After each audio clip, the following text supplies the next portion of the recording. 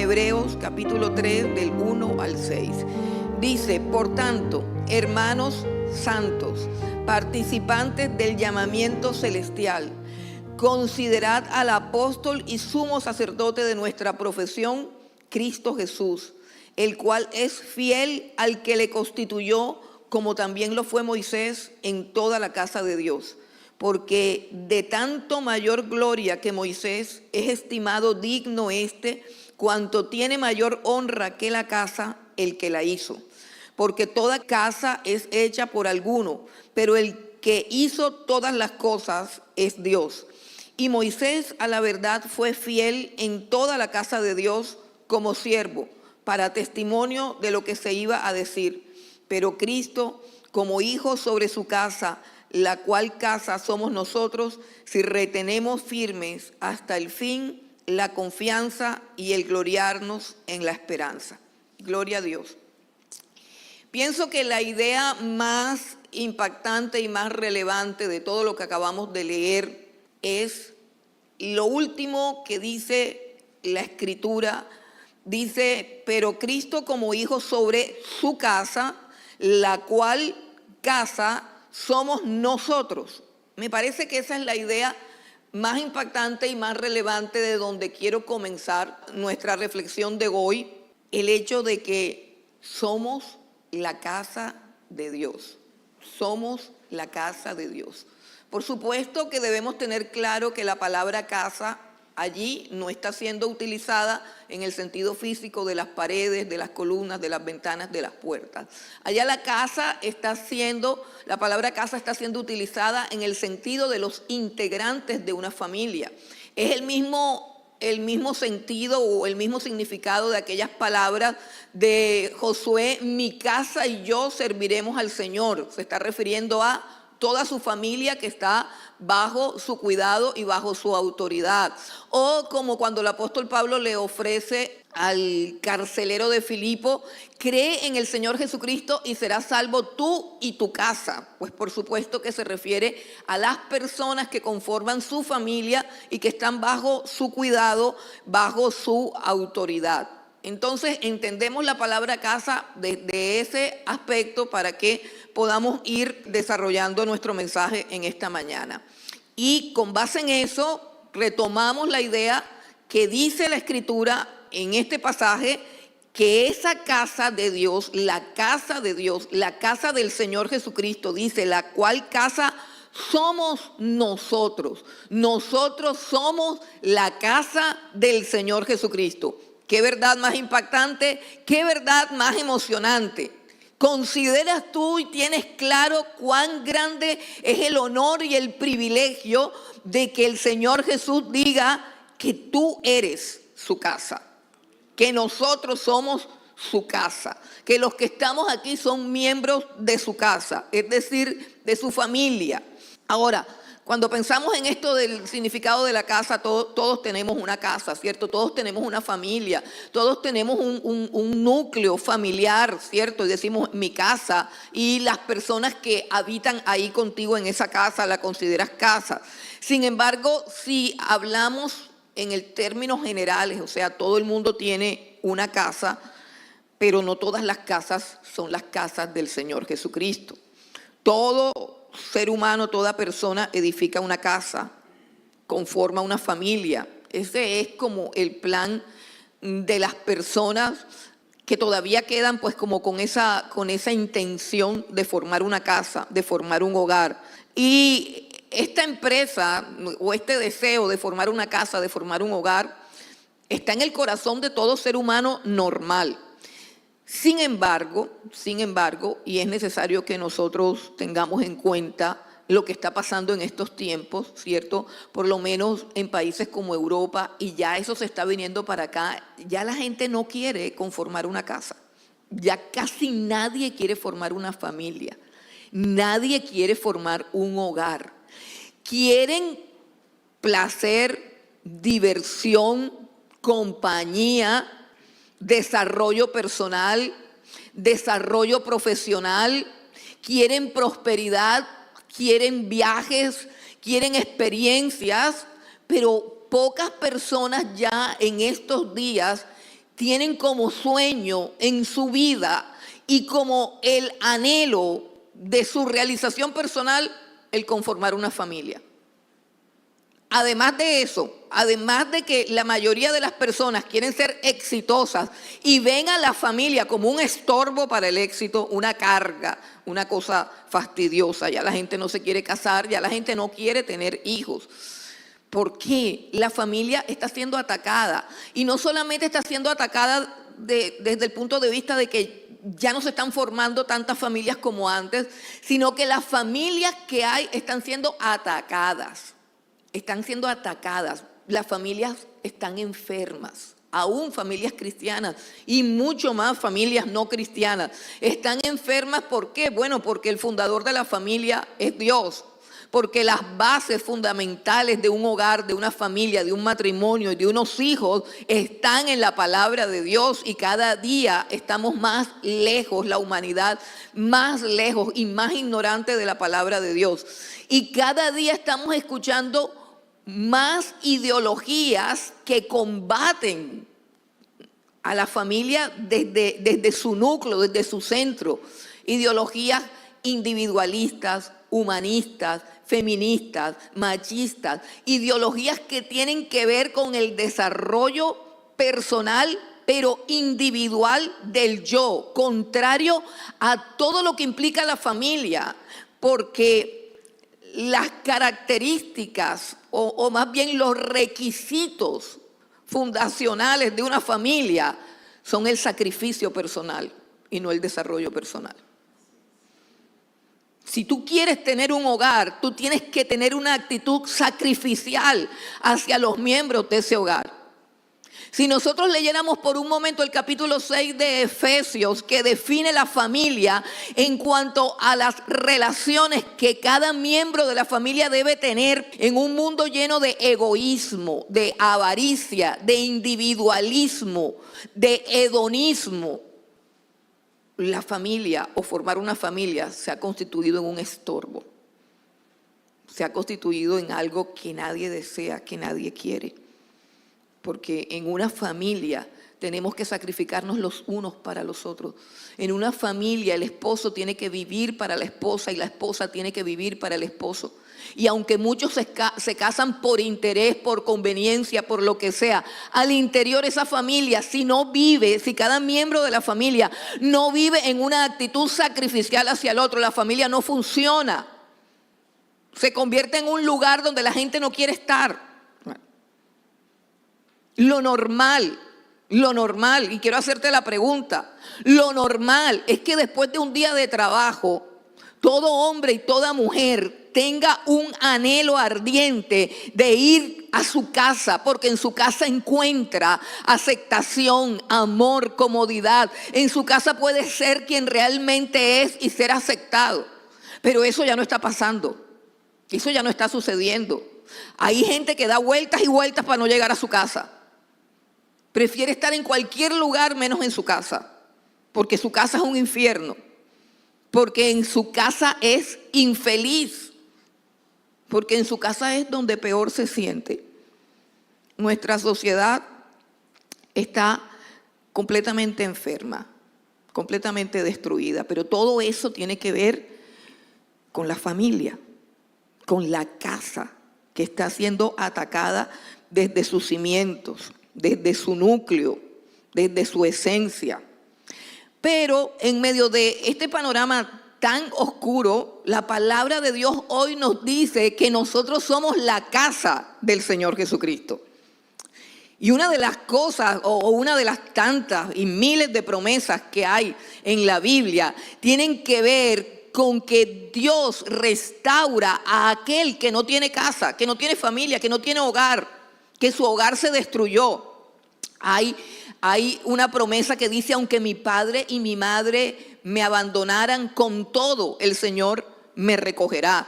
Hay un salmo que dice que Dios hace habitar en familia al huérfano, a la viuda, al desamparado, al que está solo, al que ha sido rechazado, al que carece de la necesidad básica más importante de la paz mental, y es tener una casa, Y Dios nos ofrece su casa, su familia. Nos ofrece ser su familia. De hecho, el Señor Jesucristo dijo antes de morir, sobre esta roca, ¿recuerdan cuando Pedro dice, yo creo que tú eres el Cristo, el Hijo del Dios viviente? Y el Señor le dice, eres bienaventurado porque no te lo reveló Padre y sangre. Y yo te digo que tú eres Cefas, que tú eres Pedro. Y sobre esta roca edificaré mi iglesia. Y dice, edificaré mi iglesia y las puertas del infierno no prevalecerán contra ella. Se pueden destruir miles de familias en esta tierra, pero la casa de Dios, la casa del Señor Jesucristo, prevalecerá por siempre y para siempre. Cuán afortunados son los que entienden el valor de esta familia, el valor de esta casa. En medio de este oscuro panorama, el texto de hoy nos plantea que esta es la casa del Señor. Nos plantea un gran consuelo y una gran esperanza. Ahora, es posible que algunas personas aquí no se sientan que son la casa del Señor. No se sientan integrados, amados, aceptados, que no se sientan parte del grupo. Cuando Jesús habla de mi casa, no está hablando de ninguna congregación en particular, no está hablando de ninguna iglesia en particular. Está hablando de un conglomerado de personas que vinieron a constituirse como casa del Señor, o sea, como su casa, no por nuestras obras, no por nuestras actitudes, no por nuestras similitudes. Es decir, el hecho de que estemos aquí reunidos no significa que compartamos gustos. Somos tan diferentes los unos de los otros. Somos tan diferentes, a pesar de que pertenecemos a una misma ciudad, a una misma cultura. Las diferencias que hay entre cada uno de los que están sentados en estas sillas son inmensas, son grandísimas. Lo que nos hace casa de Dios no son cosas que tengamos en común. De hecho, lo único que tenemos en común es el pecado. Eso es lo único que tenemos en común. Pero aún así, las formas de pecado en que se ha manifestado el pecado en cada uno de nosotros son muy diversas, son muy diferentes. ¿Qué nos hace casa del Señor? Y ahora sí vamos otra vez al primer versículo del capítulo 3. Dice, por tanto, hermanos santos, participantes del llamamiento celestial.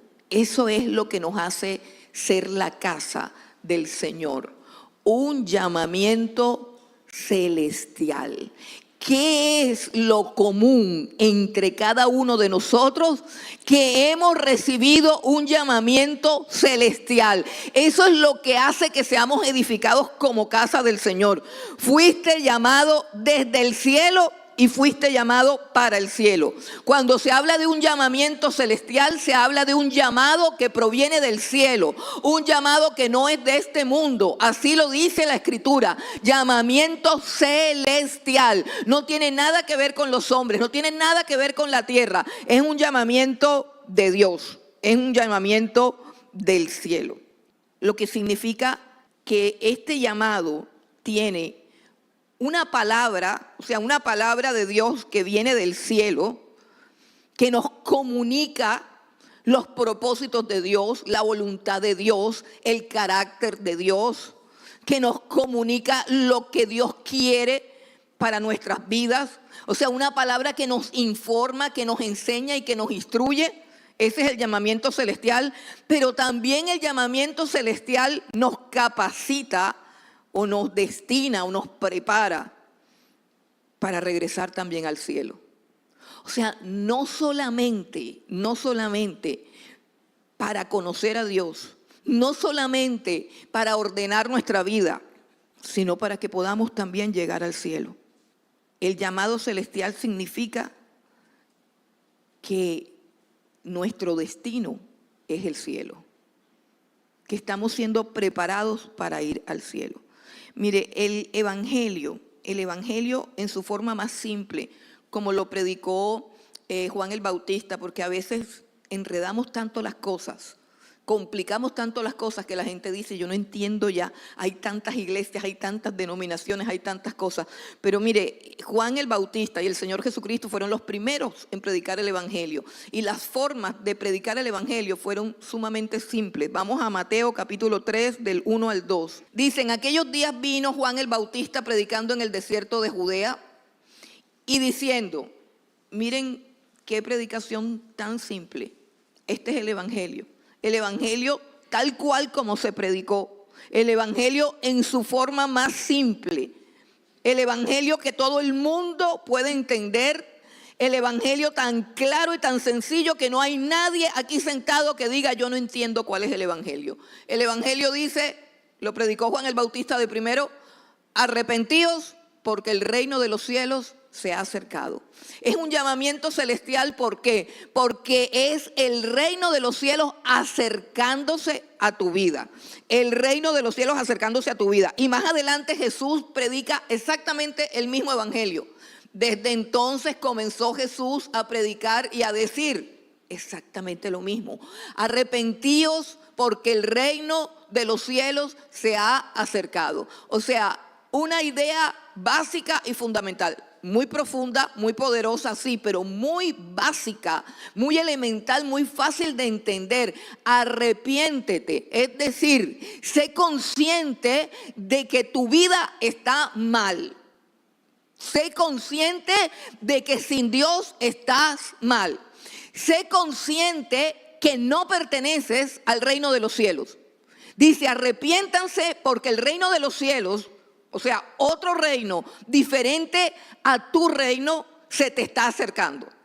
Y ese acercamiento del reino de los cielos acá a la tierra, a tu lugar de morada, porque lo que dice es el reino de los cielos se ha acercado, cosa que es imposible porque el cielo nunca se acercará a la tierra. Pero del cielo vino el Señor Jesucristo y el Señor Jesucristo se hizo cercano.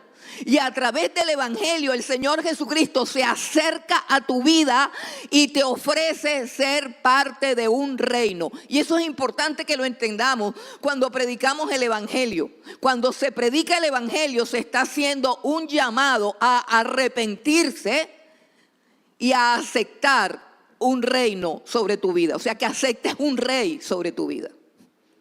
El evangelio es sencillo, hermano. Es supremamente sencillo. O sea, ese cuento de que yo estoy en un proceso. ¿Cuál proceso? Estás diciendo que no, simplemente. Tú no estás en ningún proceso. Tú estás en rebelión contra Dios. ¿Qué cosa no se puede entender si el Señor Jesucristo viene a tu vida y te dice, ¿sabes qué? Arrepiéntete. Porque el reino de los cielos, que por supuesto es el reino de Jesucristo, Él es rey, se te está acercando. ¿Cuál es la invitación de Jesús ahí? Es una invitación clara. Hasta este momento tú haces en tu vida lo que te da la gana. Luego tú eres el rey de tu vida. Y por eso pues todas las vidas que son gobernadas por personas imperfectas, por personas pecadoras como lo somos tú y yo, si yo hago siempre lo que a mí me parece y lo que yo creo, necesariamente mi vida se convierte en un desastre. Y la respuesta o la propuesta de Jesús, la oferta del evangelio es que te arrepientas, o sea, que reconozcas que tu reinado sobre tu vida y sobre circunstancias ha arrojado una quiebra. ¿Sí entiendes? Eso se llama arrepentirse. Arrepentirse es que tú asumas la responsabilidad de tu vida y tengas el coraje, el valor y la decencia de decir, ¿sabe qué? Lo estoy haciendo mal.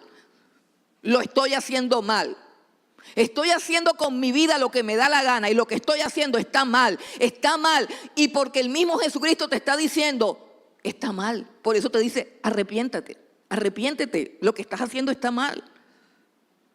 Pero yo no vine, o sea, en el evangelio Jesucristo no viene a juzgar, sino a abrir las puertas de su reino y dice, el reino de los cielos se te ha acercado. Ese es el mensaje del cielo, hermano. Ese es el mensaje del cielo. Es un mensaje que todos hemos oído y que estamos oyendo todos esta mañana, pero no todos han obedecido. Y no porque estén en un proceso, sino porque están en desobediencia. Así de sencillo, así de simple. Es un llamado, es un llamado simple. No se trata de abandonar esta tierra, no es un llamamiento para ser místico, no es un llamamiento para ser religioso, es un llamamiento para que tu vida en esta tierra esté ordenada no por lo que a ti te parece, sino por los principios que rigen el reino de los cielos. Porque hay dos reinos, solamente dos reinos, el de las tinieblas, el de la luz. El de Satanás, el del cielo. Solamente hay dos reinos. Solamente hay dos reinos.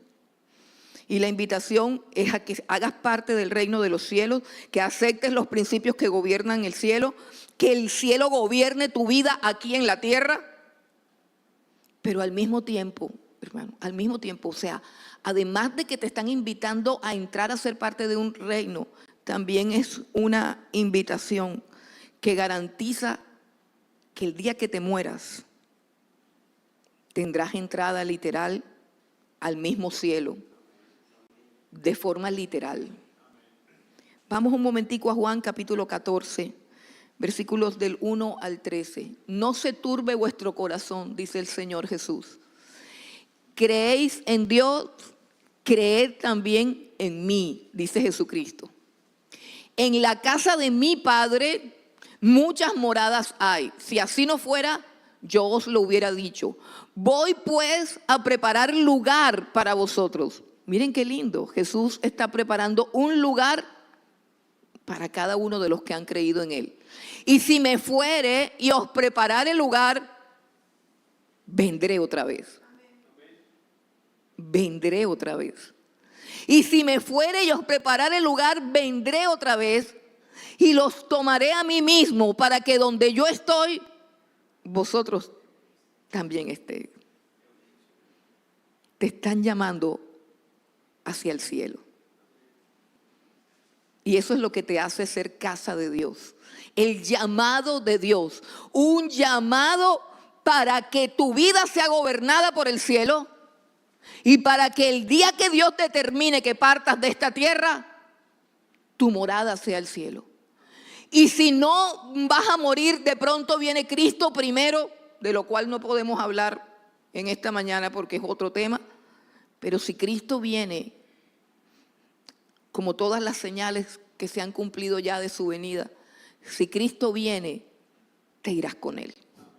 Así de sencillo. Es un llamado celestial. Y esos, los que hemos creído, los que hemos respondido a este llamado, lo que les hemos dicho al Señor, sí, somos la casa del Señor. Esto que tenemos aquí, hermanos, esto que vivimos aquí todos los domingos y quizás todos los días que tú quieras vivirlo, pero en especial lo que vivimos aquí todos los domingos es un pedazo de cielo. Es un pedazo de cielo. Porque en el cielo, y nosotros podemos asomarnos por una ventana que son las Escrituras, la palabra de Dios. Y a través de la palabra de Dios podemos conocer cómo funciona el cielo. Para imaginarnos, bueno, ¿y a qué nos vamos a dedicar si nos vamos para el cielo? Este es un pedazo de cielo. Por eso es importante que adores al Señor. Por eso es importante que alabes al Señor. Porque Él habita en medio de la alabanza de su pueblo. Porque el Espíritu de Dios, que es la presencia de Dios aquí en la tierra, el Espíritu de Dios se mueve cuando alabamos a Dios. Porque esa es la frecuencia del cielo.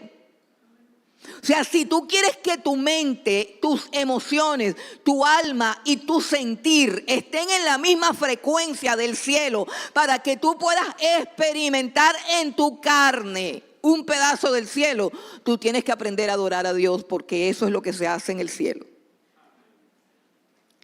El cielo no es bonito porque sea azul.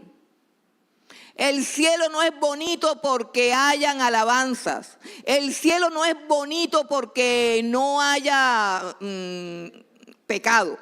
El cielo no es bonito porque hayan ángeles. El cielo es bonito porque allí tiene su trono Dios, y los que están pueden contemplar su grandeza, que es inescrutable, y pueden deleitarse en su presencia, que también es inacabable. La gloria del cielo es adorar a Dios. Por eso, si tú no aprendes en esta tierra a adorar a Dios, no podrás disfrutar de un pedacito del cielo aquí en la tierra. ¿Qué es lo que Dios nos permite? Como para probar, degustar y asimismo producir en nosotros el deseo por las cosas del cielo. Nosotros estamos aquí porque tenemos entrada al trono de la gracia, y eso lo compró el Señor Jesucristo con su sangre. Tenemos acceso a su presencia. Podemos disfrutar de la paz, de la profunda paz que Él da, aun cuando estemos en la peor de las tormentas. Esa es la presencia de Dios. Es un llamado celestial. Segundo, es un llamado que nos hace hermanos. Volvemos al capítulo 3, versículo 1, y dice: por tanto, hermanos santos. Nos hace hermanos y nos hace santos. Un llamado que nos hace hermanos. Cuando el Señor edifica su casa, edifica su familia, escoge a quien quiere, a quien le place, a quien a Él se le ocurre. Él es soberano, su elección es soberana, pero nos ingresa a una familia. Y eso es importante. Por eso es que no hay crecimiento espiritual. Porque si tú no recibes la familia de Dios, tampoco puedes recibir a Dios. Si tú no entras a ser parte del cuerpo de Cristo, tampoco eres de Cristo. No te engañes, no te engañes. No te engañes, esto es un asunto de una colectividad, esto es un asunto de personas, esto no es un asunto individual. Tú puedes disfrutar de la presencia de Dios de manera individual cada día en tu casa, sí, pero tienes que entender que Él te introduce a una comunidad que se llama mi casa, mi familia. Y que dentro de esa casa, tú y todos los que han recibido ese llamado son hermanos. Y hermanos en una dimensión, en una unidad, en una conexión que es superior a los lazos de sangre que puedas tener con tu familia biológica. Y quiero ponerte un ejemplo aquí del Señor Jesucristo. Vamos un momentico a Lucas, capítulo 8, versículo 21. El Señor Jesús está en una campaña haciendo milagros, haciendo prodigios, está en un lugar y toda la gente lo está rodeando, y llega su madre terrenal, o sea, María, y sus hermanos llegaron, pero por la multitud de personas que había en la casa, no podían entrar en la casa, no cabía nadie en la casa, todos estaban adentro porque Jesús estaba predicando y estaba haciendo milagros. Entonces le mandaron a decir, la mamá y la hermana de Jesús le mandaron a decir: díganle por favor a Jesús que su madre y sus hermanos están acá. Es decir, como quien dice, que salga, que necesitamos hablar con él porque somos su familia biológica. ¿Cierto? Nosotros somos así. Entonces dile que la mamá está en la puerta y que venga. Y nosotros somos así con la casa de Dios. Llegó mi abuelita a pasar vacaciones acá y yo no puedo ir al culto. ¡Caramba! Y no puedes estar con tu abuelita a otra hora. No, mi abuelita está aquí y mi abuelita es mi abuelita y yo tengo que atender a mi abuelita. Se enfermó mi tía y yo el domingo a la hora del servicio tengo que ir a visitar a mi tía. No, primero, mi gente, pues si somos la casa de Dios es más importante. La casa de Dios es más importante. ¿Qué contestó Jesús cuando le dijeron tu mamá y tus hermanos están allá? Él entonces respondiendo les dijo, mi madre y mis hermanos son los que oyen la palabra de Dios y la hacen. Y no salió a buscar a nadie. Se quedó exactamente con aquellos que él considera que son de verdad su familia, que son de verdad su casa. Es un llamado que nos hace hermanos y también es un llamado que nos hace santos. Porque gozamos de una santidad posicional. Usted dirá, pero ¿cuál santidad? Si usted supiera lo que yo hice ayer, no se preocupe que usted tampoco sabe lo que hice yo. Nosotros todos sabemos que somos pecadores y cada quien tiene su propia lucha con su carne. Cada quien tiene su propia batalla, así sea con sus pensamientos, pero muchas veces nos sorprendemos hasta pecando en nuestra mente, nuestros pensamientos. ¿Y cómo los amarramos? Todos tenemos el pecado en común, todos. Pero este llamamiento, escucha, este llamamiento nos hace santos, nos posiciona como santos. ¿Por qué? Porque de la misma forma que el Señor Jesucristo asumió tus pecados y mis pecados en la cruz del Calvario, de la misma forma su santidad, su justicia y su obediencia fueron transferidos a ti el día en que creíste en el Señor Jesucristo y pusiste toda tu confianza en Él. Y esa lucha que tienes con el pecado es una lucha circunstancial, pero Dios te ve desde la eternidad, Dios te ve desde el Señor Jesucristo que ha cubierto tu pecado con su justicia. Por eso es que el apóstol Pablo nos llama hermanos santos. No porque Él sea ignorante de las luchas que nosotros podemos tener o porque Él confíe perfectamente en nuestra integridad de conducta, no. Todos fallamos. La confianza del apóstol Pablo está puesta en la justicia del Señor Jesucristo que nos es transferida en la cruz del Calvario. Por eso lo que importa es creer en Él, estar con Él, aferrarse a Él, conocerlo a Él, confiar en Él. Es todo lo que importa. Sin embargo, también gozamos de una santificación progresiva. En la medida que nos acercamos a Él, Él hace su obra en nuestras vidas. Hay un dicho que dice, dime con quién andas y te diré quién eres. Y eso funciona para todo. Si andas con gente mal hablada, terminas hablando mal. Si andas con gente agresiva, te vuelves agresivo. Si andas con gente chismosa, es imposible que tú no seas chismoso. Dime con quién andas y te diré quién eres. Es imposible que esto no funcione si te acercas a Jesús. Si te acercas a Jesús, participas de su bondad, de su amor, de su humildad, de su perdón, de su sencillez, de su amor, de su gracia, de su ternura. Cuando te acercas a Jesús, la justicia de Jesús, la santidad de Jesús, la integridad de Jesús, el amor de Jesús permean tu vida. Ese es el proceso de la santificación. Aprender a buscarlo, aprender a estar con Él, aprender a conocerlo. Porque entre más lo conoces, más eres transformado. Se trata de que andes con Jesús. Se trata de que busques a Jesús. El llamamiento celestial nos hace hermanos y nos hace santos. Esta es la primera idea. La primera idea es que somos la casa de Dios. Miremos la segunda idea, es un llamado a considerar a Jesús, que se supone que es la idea central del pasaje. Dice, considerad al apóstol y sumo sacerdote de nuestra profesión, Cristo Jesús. Y hablan de dos cosas acerca de Jesús, que es el apóstol, o sea, nuestro apóstol y nuestro sumo sacerdote.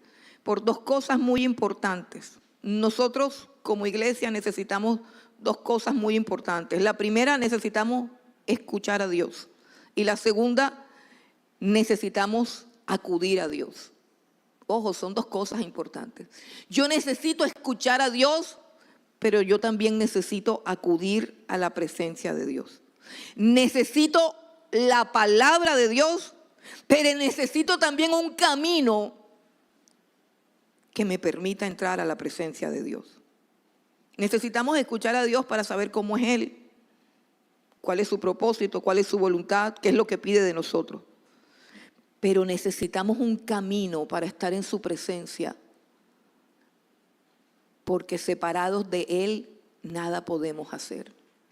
Y necesitamos un camino para que el día de la muerte podamos descansar en paz sabiendo que podemos entrar a su presencia. Necesitamos su palabra, necesitamos el camino. Necesitamos reconciliarnos con Él. Y eso es lo que hace Jesús. Como apóstol, Él es enviado. La palabra apóstol significa enviado, mensajero. Y eso es lo que es Jesús. Decía el capítulo 1 de Hebreos que Jesús es la palabra final de Dios. Todo lo que Dios quiere decir, la máxima y última revelación de Dios está en la persona de Jesucristo. El que conoce a Jesucristo conoce a Dios. Por lo tanto, el que no quiere conocer a Dios ha rechazado al Señor Jesucristo. Conocer a Dios es fácil, porque Jesucristo está a disposición de todo aquel que lo quiera conocer. Y en Él está toda la plenitud de Dios. Necesitamos conocer a Dios. Necesitamos a ese apóstol que fue Jesucristo para nosotros, el que nos trajo la revelación de Dios, el que nos trajo la gracia de Dios, el que nos trajo todo el conocimiento de la persona de Dios. Pero también necesitamos el perdón. El sumo sacerdote es un intercesor. El sumo sacerdote tiene o tenía, porque ya lo cumplió, tenía la responsabilidad de ofrecer sacrificios para cubrir el pecado de los hombres y así poder reconciliar a los hombres con Dios. El sumo sacerdote era el intermediario entre Dios y los hombres y tenía que traer delante de la presencia de Dios una ofrenda que Dios aceptara y que cubriera todo el pecado para que Dios pudiese aceptar a los hombres. Y ese es el sumo sacerdote. El Señor Jesucristo fue nuestro sumo sacerdote. Él suplió ambas necesidades. La necesidad que tenemos de escuchar a Dios y la necesidad que tenemos de estar delante de Dios, en la presencia de Dios, en comunión con Dios. Ahora nos dice que consideremos a Jesús en tanto a su fidelidad, al que lo constituyó. El que constituyó a Jesús como apóstol y sumo sacerdote de la iglesia, de nuestras vidas, de esta casa que es la casa de Dios. El que lo constituyó es Dios. Y nos dice aquí el autor de Hebreos que contemplemos a Jesús, que consideremos a Jesús, que consideremos su fidelidad. Fidelidad al que lo constituyó. Y dice que fue tan fiel como Moisés. Mire lo que dice. Dice, el cual es fiel al que lo constituyó, o sea, a Dios el Padre. Jesús es fiel al que lo constituyó, como también lo fue Moisés en toda la casa de Dios. Qué grande es que Dios diga esto de Moisés, que fue tan fiel a Dios cuando Dios lo constituyó el libertador del pueblo de Israel, que fue tan fiel como el Señor Jesucristo. Y basta solamente recordar algunos aspectos del ministerio de Moisés por todo el desierto hasta que llegara a la tierra prometida. Y la Biblia dice que Moisés fue fiel al que lo constituyó, o sea, fue fiel a Dios. Dios le entrega una misión y Moisés es fiel en el cumplimiento de su misión. Y a lo largo de la vida de Moisés podemos ver todas las dificultades que el mismo pueblo benefactor, El mismo pueblo a quien Moisés estaba guiando, libertando y conduciendo a la tierra prometida. Ese pueblo se convirtió en un estorbo, en un dolor de cabeza para Moisés. Porque lo rechazaban, lo ridiculizaban, lo difamaban, se rebelaban contra él y en varias ocasiones intentaron apedrearlo. ¿Cómo puedes tú conducir a un pueblo así y bendecirlo? ¿Cómo puedes tú servir fielmente a Dios con semejante comisión tan difícil? De eso se trata la fidelidad de Moisés.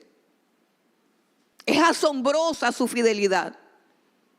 Y es un testimonio para todos los que le servimos a Dios con personas que a veces son ingratas, traicioneras, rebeldes, desobedientes, problemáticas. Eso no pasa aquí. Pero a muchos pastores le pasa. A muchos pastores les pasa como a Moisés, que son difamados, que son maltratados, que son traicionados. Es tan fácil juzgar, condenar y criticar. Qué difícil es coger un rebaño que critica, que murmura, que traiciona y pastorearlo y guiarlo y bendecirlo, amarlo y orar por él todos los días. Y mostrarle favor, misericordia, gracia, porque esa comisión viene de Dios y a Dios hay que serle fiel. Moisés lo hizo, Moisés lo logró, Moisés resplandece. Mire, hay un momento en que el pecado de este pueblo es tan fuerte, tan terrible su rebelión, su maldad, que el mismo Dios que había comisionado a Moisés le dice a Moisés: basta ya de este pueblo. Ya yo no lo soporto. Dios le habla a Moisés y le dice: yo no lo soporto. Los voy a destruir a todos. Y a partir de tu descendencia yo levanto una nación que iba a ser también una nación judía, porque Moisés es judío, que iba a cumplir con todas las promesas. Si Dios hacía esto, no le fallaba a Abraham, no fallaba en sus promesas. Simplemente iba a haber una generación que moría por su pecado, y Dios levantaba otra generación de los lomos de Moisés, y a esa generación le dice Dios: a esa generación tuya, a esa generación de tu descendencia, a ellos yo los introduciré en la tierra prometida, pero déjame que se encienda mi ira y los mate a todos. Yo no sé yo qué hubiera contestado. Es una oferta muy tentadora para un hombre que está cansado de ser traicionado, de ser desobedecido, de todas las trifulcas, de todos los problemas, agotado física y emocionalmente. Y Dios le dice: vamos a acabarlos a todos. Y Moisés dice: no, nunca jamás hagas tal cosa. Tú prometiste que los sacarías. Tú prometiste que los introducirías. Ese es el pueblo que tú libertaste. Ese es el pueblo que tú sacaste. Ese es el pueblo al que tú le prometiste que lo introducirías en la tierra prometida. Y todas las naciones sabrán si tú los matas. Todas las naciones sabrán que tú no les cumpliste la promesa. ¿Y qué harás tú a tu grande nombre? Fue la respuesta de Moisés. Eso se llama ser fiel. Eso se llama ser fiel. Por eso Él es colocado aquí, hermanos, en la misma posición de la fidelidad de Jesús. En la misma posición de la fidelidad de Jesús. Jesús hace exactamente lo mismo con nosotros. Hebreos capítulo 5, del 1 al 2. Jesús es nuestro sumo sacerdote. Mire la ley del sacerdocio en Hebreos capítulo 5 del 1 al 2. Dice: porque todo sumo sacerdote tomado de entre los hombres es constituido a favor de los hombres en lo que a Dios se refiere, para que presente ofrendas y sacrificios por los pecados. para que se muestre paciente con los ignorantes y extraviados, puesto que Él también está rodeado de debilidad. Hay algo bien interesante que a mí me gusta aclarar muy bien de este versículo. Y habla de la ley del sumo sacerdote. Es decir, cómo Dios establece a alguien como sumo sacerdote de un pueblo, de una nación. ¿Para qué lo hace? Y aquí dice, es constituido a favor de ¿quién? De los hombres. En otras palabras, y pongo un ejemplo, no sé qué tan acertado sea el ejemplo, pero creo que sirve para que lo entendamos. Es como si Dios tuviese una acusación con pruebas contra ti, tiene acusación contra ti, tiene cargos contra ti con pruebas, con evidencias, pero en su integridad y en su misericordia contrata, porque tú no puedes defenderte y no tienes con quién defenderte. Entonces el mismo Dios que tiene las pruebas contra ti, el mismo Dios que tiene los cargos contra ti, en su integridad contrata a un abogado para que te defienda a ti, pero lo contrata a él y lo paga él. ¿Sí entiendes? Y la fidelidad de ese abogado consiste en que Dios le dice, mira, yo te contrato a ti para que tú defiendas a este hombre. Yo lo voy a acusar por todos sus pecados, pero tú te vas a encargar de defenderlo. Pase lo que pase, diga lo que yo diga, presente las pruebas que yo presente. Tú vas a defender a este hombre de manera incondicional siempre.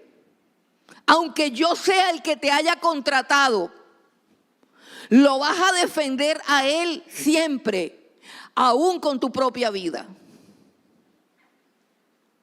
Ese es el sacerdocio de Jesucristo. A eso se refiere la palabra de Dios cuando dice que es fiel al que lo constituyó. Yo quiero que entendamos un poquito. Yo quiero hablar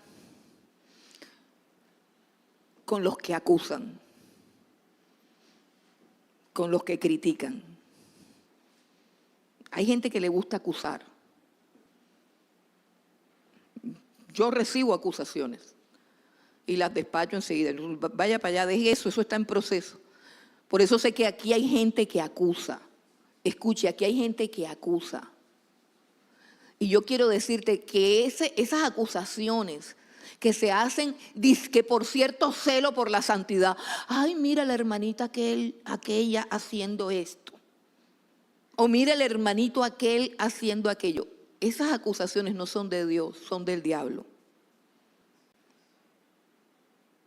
Porque el mismo Jesucristo fue contratado para defendernos siempre, pase lo que pase. Y yo sé que esto suena un poco comprometedor, pero lo dice la Escritura, es la fidelidad de Cristo, es la integridad de su ministerio, es la integridad y la fidelidad de su sacerdocio. Pase lo que pase, el Hijo de Dios intercede por ti. Ven y lo leemos ahora en el 7:25. Hebreos 7, versículo 25. Dice, por lo cual puede, y está hablando de Jesús, por lo cual puede salvar perpetuamente. Mire lo que dice, puede salvar perpetuamente a los que por él se acercan a Dios. O sea, siempre que sea a través de Jesucristo, tú te puedes acercar a Dios. No importa lo que hayas hecho. No importa lo que hayas hecho. No importa lo que hayas hecho. Lo que importa es que te acerques a través de Jesucristo. Por lo cual puede también salvar perpetuamente a los que por él se acercan a Dios, viviendo siempre para interceder por ellos. Jesús no acusa. Yo quiero decirte que esa es la función del diablo. No acuses nunca a un hermano. Si lo ves haciendo algo malo, solo tienes dos opciones: confrontarlo a solas e interceder por él. Te lo repito. Si tú ves a un hermano pecar, no puedes hacer nada. Si el Espíritu te guía, lo único que puedes hacer es confrontarlo a solas e interceder por él para que se enderece su camino.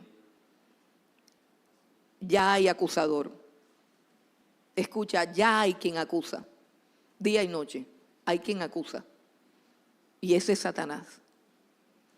Él se dedica a acusar y todos los que son como él también se dedican a acusar.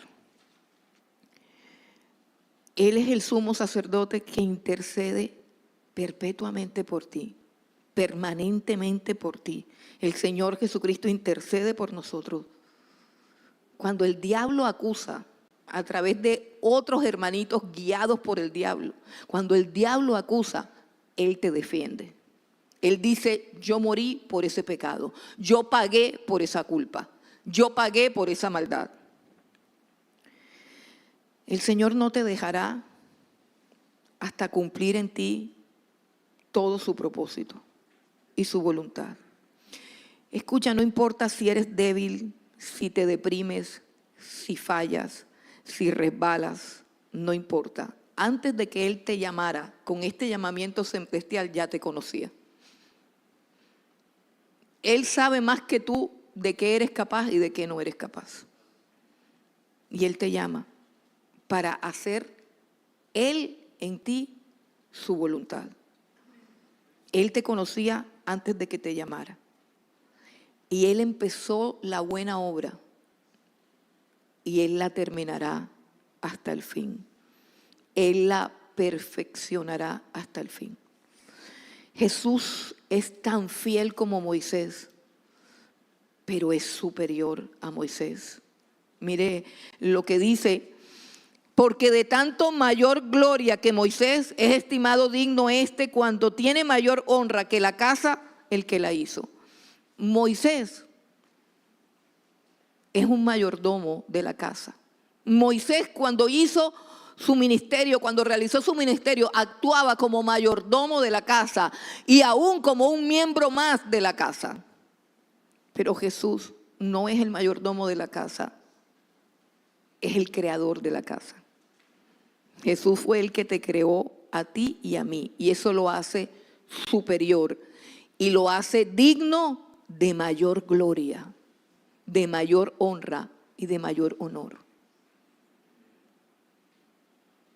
Si Moisés no recibió el reconocimiento, ni el respeto, ni la honra, ni el honor, ni la gratitud, Jesucristo es digno de mucho honor, de mucha honra, de mucha gratitud. Por eso el camino más alto y más sublime por el que puedes caminar es el camino de la adoración. Que tu vida sea para adorar a aquel que intercede por ti, que limpió tus pecados y que te ha llamado de las tinieblas a la luz. Vive para Él, hónralo a Él, ten una vida que sea digna de Él y trátalo a Él con la honra y la reverencia que debe ser tratado siempre el Señor Jesús por todo lo que Él es. Él es el dueño de la casa. Él es el autor de tu vida. Él es el que hace que tú existas y es digno de mayor honor. Y para terminar, nos hacen una última recomendación. Porque toda casa es hecha por alguno, pero el que hizo todas las cosas es Dios. Versículo 5. Y Moisés a la verdad fue fiel en toda la casa de Dios como siervo, para testimonio de lo que se iba a decir. Pero Cristo como hijo sobre su casa, la cual casa somos nosotros si retenemos firme hasta el fin la confianza y el gloriarnos en la esperanza. El llamado es a retener la confianza y la esperanza en Cristo Jesús hasta el fin. Dos cosas importantes: la confianza, el presente, el ahora, la dificultad que tienes, el reto que tienes, la carencia que tienes, la prueba que estás pasando. Confía. Confía. Confía que el final es bueno. Confía que Él tiene el control. Confía que el desierto es pasajero, necesario y también glorioso. Confía porque Dios está haciendo su propósito en ti. Todos los que son hijos de Dios pasan por el desierto. Así que retén la confianza en Dios hasta el fin. Retén la confianza. La vida que estás viviendo ahora, en medio de cualquier carencia, en medio de cualquier dificultad, en medio de cualquier enfermedad, vívela en la fe del que confía, que de esto también saldrás. Confía. Eso es fe. Confía. No tienes recursos. Confía. Estás solo. Confía. Te han abandonado. Confía. Te han traicionado, confía. Se quebró el negocio, confía. Lo que sea que te esté pasando, confía. Él tiene el control. Él tiene el control. Mantén tu confianza firme en Dios. El justo, dice la Escritura, está confiado como un león. El justo confía. Retén esa confianza y retén también la esperanza. Una vida sin esperanza es una vida triste. Retén firme hasta el fin la confianza y el gloriarte en la esperanza. Los hijos de Dios, la casa de Dios, tiene esperanza. La esperanza es la certeza de que lo que está por venir es bueno. La esperanza es la certeza de que lo que va a venir es bueno. La esperanza es la certeza de que no te has equivocado. Él te está llevando a un lugar de bendición, aunque esto parezca un desierto, aunque esto parezca un tierrero, tú estás caminando de la mano de Dios al lugar donde Él te va a bendecir, al lugar donde te va a prosperar, al lugar donde se va a manifestar a tu vida, al lugar donde te va a conocer su amor, su misericordia, su gracia, su perdón. Tú estás caminando a un lugar de bendición. Esto se llama esperanza. Hasta el fin. Ten esperanza. Vive con esperanza. No pierdas la esperanza. Reténla como tu mayor tesoro. Eso es lo que hace que tú seas participante del llamamiento celestial. Eso es lo que te convierte en casa de Dios. No es un edificio. No es un altar, no es un templo. Es que tienes tu confianza y tu esperanza puesta en el Señor.